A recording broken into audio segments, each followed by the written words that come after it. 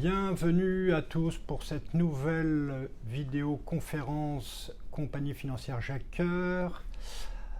Après avoir abordé le plan de relance européen lors de la visio précédente, aujourd'hui nous allons évoquer le monde des pays émergents avec notre partenaire finlandais Aktia. Avant d'évoquer ce sujet, comment peut-on définir une économie émergente ? Oui, merci François-Xavier. Donc, l'émergence, c'est simplement l'intégration à l'économie globalisée.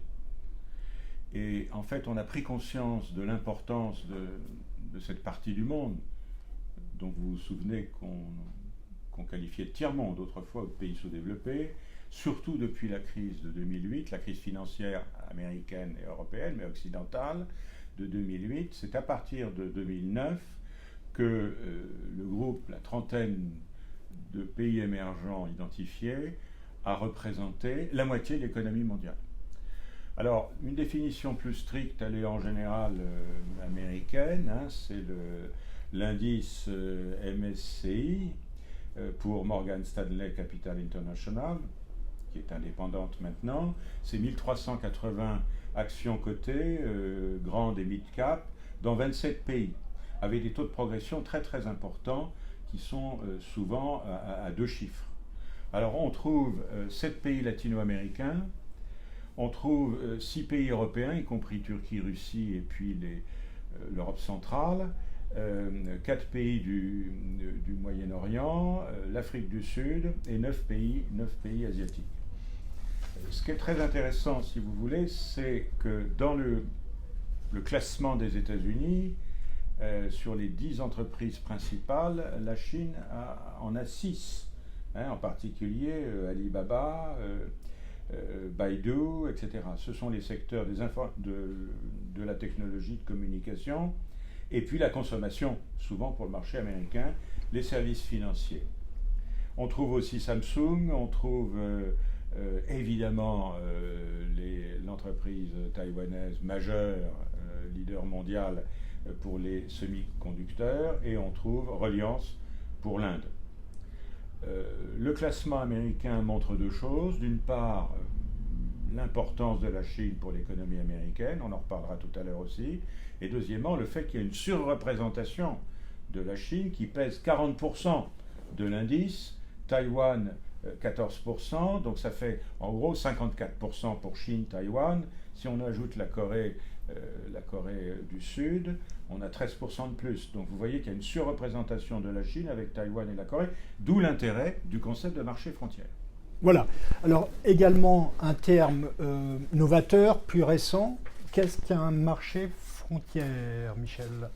Alors l'idée, c'est une notion plus récente, vocabulaire un peu incertain, marché naissant, marché pré-émergent, marché émergent de l'avenir, ce qui est un peu le cas. Des marchés frontières, ils ont plusieurs intérêts, si vous voulez. Leur intérêt, c'est qu'ils sont beaucoup plus décorrélés de l'économie globale, et ils ont encore, au fond, des liquidités faibles, un endettement faible et une croissance d'abord à base domestique, mais aussi une très grande variété, une très grande hétérogénéité. Les pays importants dans ce classement MSCI, marché frontière, donc c'est toujours 27 pays, mais là il n'y a que 79 entreprises, c'est d'abord le Vietnam, qui pèse 30%. Là aussi, diversification américaine vers le Vietnam. C'est le Maroc, qui est très important pour nous. C'est le Kenya, la Roumanie, Bahreïn et quelques autres. Quand on regarde les entreprises majeures, eh bien, on trouve des télécoms, Safaricom au Kenya. On trouve évidemment Maroc Télécom, derrière ça c'est Orange. On trouve la banque Attijari ou Alpha Bank, qui est maintenant une banque complètement africaine. Mais on trouve aussi plusieurs entreprises vietnamiennes majeures dans le textile, dans les produits agroalimentaires, et on trouve une banque de Bahreïn. Donc, biens de consommation, secteur financier. La croissance est d'abord domestique, sont encore peu corrélés au marché développé, donc il y a une certaine indépendance. le potentiel est considéré comme inexploité, les marchés de capitaux encore étroits, il y a encore peu de capitaux étrangers, il y a des réformes en cours, il y a des risques politiques importants, plus importants que dans les marchés émergents, et il y a une plus grande dépendance aux matières premières dans un certain nombre de ces pays. Ça veut dire que peut-être les marchés frontières, et ça c'est tout le mérite de l'approche du partenaire de Jacques Coeur, Actia, c'est qu'il faut en faire une analyse fine au cas par cas qui intègre tous les facteurs, y compris les facteurs politiques. Donc on n'a pas d'approche globale là, et c'est d'ailleurs ce qui rend la chose intéressante, y compris sur le plan politique et géopolitique. Alors après, il y a des gagnants, il y a des perdants dans les deux groupes. Alors justement, Michel, dans cette crise sanitaire d'une violence inouïe, est-ce qu'on peut déjà identifier les gagnants dans le monde émergent? Alors là, la difficulté, c'est au-delà des taux de croissance ou de récession, qui ont été extrêmement forts en 2020, qui sont d'ailleurs pas toujours très très bien mesurés, et on voit très bien actuellement les statistiques sont fines, c'est pratiquement à la semaine pour les investissements, c'est au mois pour la croissance. Donc c'est des méthodes, j'espère qu'on ne va pas rester comme ça, parce qu'on ne voit plus les tendances de fond. L'OCDE a publié un rapport, là, il y a quelques jours, extrêmement intéressant, qui sera mis en ligne avec la vidéo et qui fait un tableau, justement, de ces deux groupes de pays. Alors, je dirais, le critère général, c'est la gestion de la crise sanitaire, très très clairement. Et donc, c'est à l'avantage, outre la Chine, de l'Asie du Sud-Est. Très clairement, le Vietnam, l'Indonésie, la Malaisie, c'est un peu moins vrai au Cambodge. C'est évidemment difficile d'apprécier au Myanmar à cause du coup d'État militaire, et en Thaïlande, qui prend de plein fouet la crise du tourisme. Mais il y a des éléments de structure au-delà de la qualité de la gestion sanitaire, dans des pays où les sociétés sont résilientes, obéissantes aux ordres et le sens de la protection. Ce qui est tout à fait intéressant, c'est que s'il y a des sanctions américaines à l'égard de la Chine dans le domaine des composants électroniques, immédiatement Taïwan ou la Corée du Sud peuvent agir. Donc on a une des forces, c'est la grande différence entre l'Asie de l'Est et l'Amérique latine, c'est que l'Asie de l'Est forme une région économique intégrée, alors que l'Amérique latine, c'est du chacun pour soi. L'intégration est un échec complet, en partie à cause du Brésil. Mais on trouve aussi deux autres États très intéressants à observer pour nous, la Turquie, avec des résultats assez contradictoires, mais une croissance extrêmement vigoureuse, probablement la plus importante des principales économies mondiales. Donc il ne faut pas voir la Turquie uniquement à travers les déclarations tonitruantes de son président. La Turquie, c'est un réseau formidable de moyennes entreprises ou de grandes entreprises, extrêmement innovantes.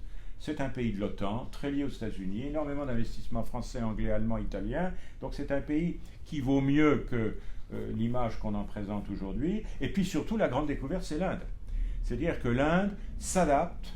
L'Inde a plusieurs avantages. On a des taux de croissance tout à fait considérables, qui est une croissance de rattrapage en ce moment.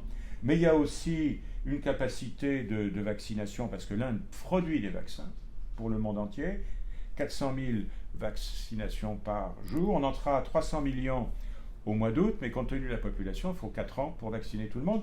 L'Inde est devenue l'usine logicielle du monde. L'industrie du logiciel aujourd'hui, c'est 8% du PIB de l'Inde. Donc il n'y a pas que la Chine. En plus, c'est un pays démocratique, donc c'est ce que j'appellerais, et c'est un sujet que nous traiterons bientôt avec Jacques Coeur au mois de juin, c'est une économie numérique ouverte qui va être, en quelque sorte, favorisée par les Européens. Les Français ont d'ailleurs été pionniers en Inde, à Bangalore, et par les Américains et par les Japonais. Alors, Michel, donc, on voit bien qui, parmi les pays émergents, vont sortir renforcés de cette crise sanitaire. Est-ce à dire que les pays qui étaient déjà à la traîne vont s'appauvrir et seront encore plus loin dans les classements? Là aussi, ma méthode, c'est à la fois qualité ou négligence dans la gestion de la pandémie. Alors, l'exemple, c'est le Brésil, évidemment, avec un président qui en est à son 4e ministre de la Santé et qui comprend que la vaccination est peut-être utile, mais qui était dans le déni. C'est la Tanzanie. D'ailleurs, le président de la Tanzanie vient de mourir. On dit que c'est une crise cardiaque. Je ne pense pas que ça soit le cas. C'est évidemment l'Afrique du Sud qui nous y a habitués, parce que déjà, les dirigeants sud-africains avaient refusé la réalité du sida. Et l'Afrique du Sud connaît des variants. On voit d'ailleurs les variants apparaissent dans des pays où la pandémie, la gestion a été chaotique. Vous voulez parler de l'Angleterre? Là, je suis sur les pays émergents. Pays émergents, pardon. Voilà. Mais il y a aussi d'autres facteurs, je dirais, économiques, régionaux et idéologiques. Absence d'intégration en Amérique latine. L'Argentine se débat actuellement avec une 3e année de récession, avec une banque centrale qui n'a plus beaucoup de dollars en réserve, une inflation considérable et un processus de renégociation avec le Fonds monétaire international d'une dette de 44 milliards de dollars. Alors le président Alberto Fernandez, qui en réalité n'a pas le pouvoir, c'est quelqu'un d'autre, c'est Madame Kirchner qui a le pouvoir, dans un pays néo-péroniste, nostalgique de l'âge d'or. Alberto Fernandez a parlé avec Biden, ils ont en commun leur catholicisme, et le pape François d'origine argentine. Cette discussion veut dire que l'Argentine est à la recherche d'une intervention divine pour régler ses problèmes économiques. Et puis il y a le Mexique.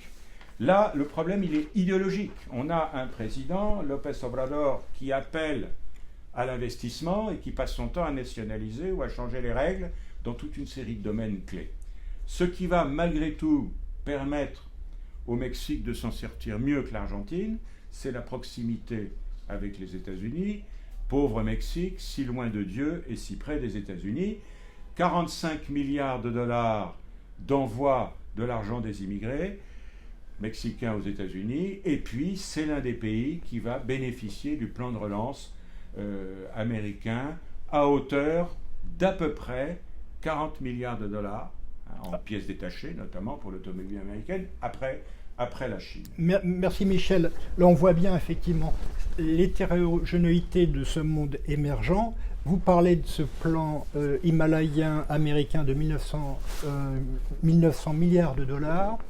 Est-ce à dire qu'il y aura également des pays émergents qui vont profiter, au-delà du Mexique, de ce plan, et d'autres qui seront encore mis à l'écart? Alors, une étude qui a été publiée le week-end dernier du groupe Allianz a calculé que sur 1900 milliards de dollars, où il y a vraiment des chèques dans les familles, en gros 1400 $, en moyenne, pour ceux qui en France, on appellerait des smicards, les classes moyennes inférieures, moins de 75 000 $ de revenus par an. Ces gens-là vont consommer. Ils consomment quoi aux États-Unis? Ils consomment de l'électronique, de la télévision et des chaussures de sport pour aller courir. Tout ça, ça vient de Chine. 60 milliards de dollars attendus d'importation aux États-Unis venus de Chine. Au total, 360. C'est-à-dire, en gros, un peu moins de 20%.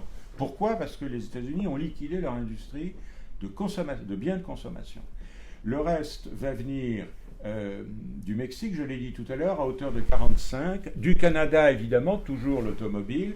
Ensuite, l'Europe, l'Allemagne, la France, l'Italie, le Royaume-Uni. Et puis, le Japon et la Corée du Sud.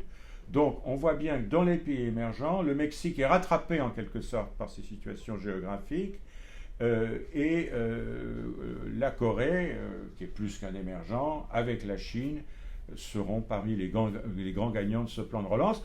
Mais l'Europe aussi, on estime à l'OCDE que c'est 1% de croissance mondiale en plus, grâce à ce plan de relance, qui représente 9% du PIB américain. Donc, c'est tout à fait important.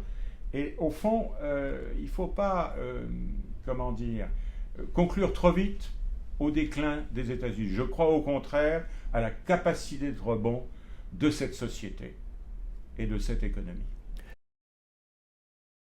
Voilà, nous arrivons au terme de notre réunion. Un mot sur nos partenaires, Actia en premier lieu.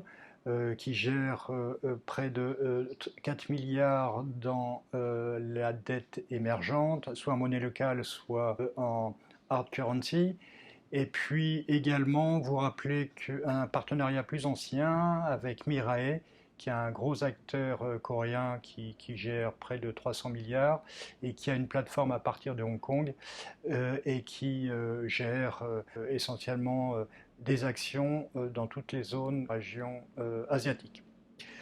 Voilà, juste pour finir, vous dire que la prochaine réunion se tiendra le 19 avril et que nous serons évidemment heureux de vous compter parmi nous. On vous enverra d'ici peu une invitation. Merci infiniment et très bonne journée.